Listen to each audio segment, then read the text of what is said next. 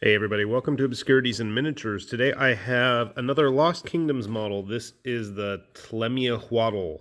This is the version 2. There's two different models they made of this big axolotl looking, he's not on there, big salamander looking thing. Now, the other version has him breathing fire. This one has him kind of perched upon a ruined temple base, which was more my speed. 50mm circle base.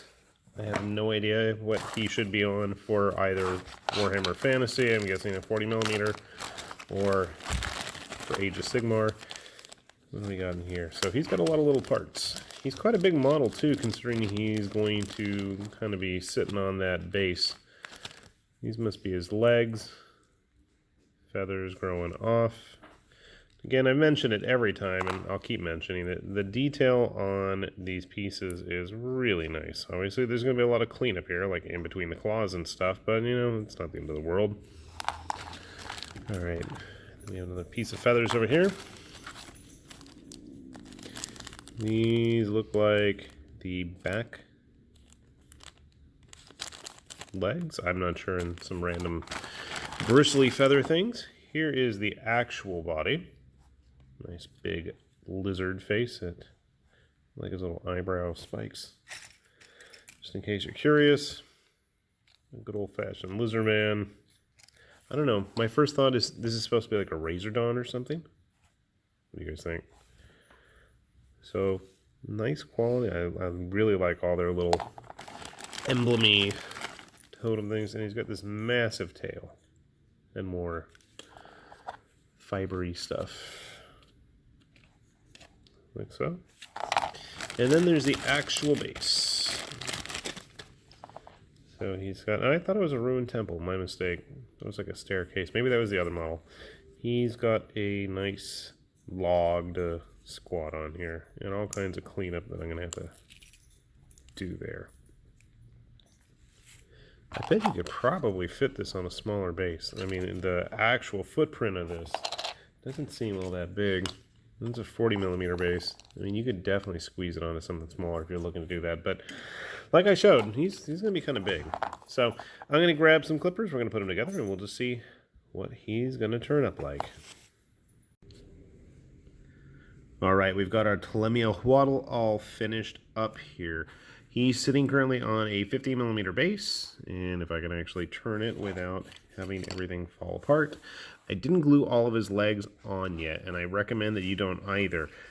This back leg I actually left off just because trying to get him positioned onto his base, as you can see, he's going to flop off.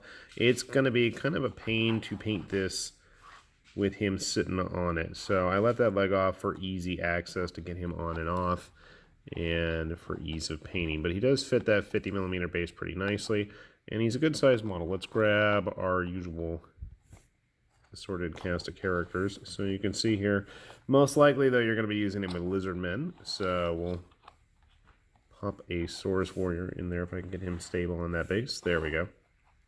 So, I mean, if you're going to use him for like a salamander or something like that, it would work rather well. I'm sure there's something in Kings of War you could use him with. For some reason, it reminded me of the basilisk from Darklands that I've had sitting for years that I need to finish.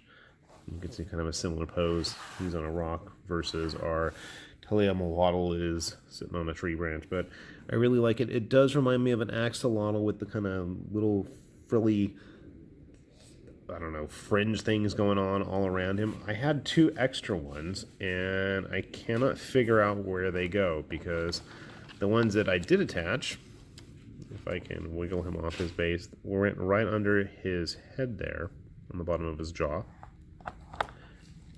And I'm not sure where the other two go. If you guys know, put it in the comments, because I'm quite curious.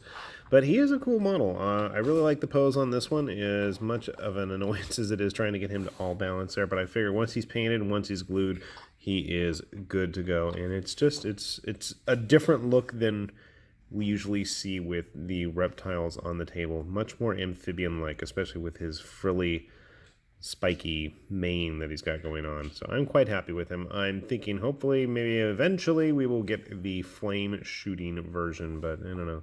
The way he's all spiky, maybe he can be a Razordon or something like that. So interesting model if you're looking for more lizards or going to build up some kind of giant lizard horde. I think you can't go wrong with this. So keep an eye on Lost Kingdom's website. Their Quetzpal Empire stuff should be coming out in the near future for actual retail release. With that said, this is High Lord Tamberlane with Obscurities and Miniatures, and we will see you all later with plenty more lizards where that one came from, I'm sure. Bye-bye.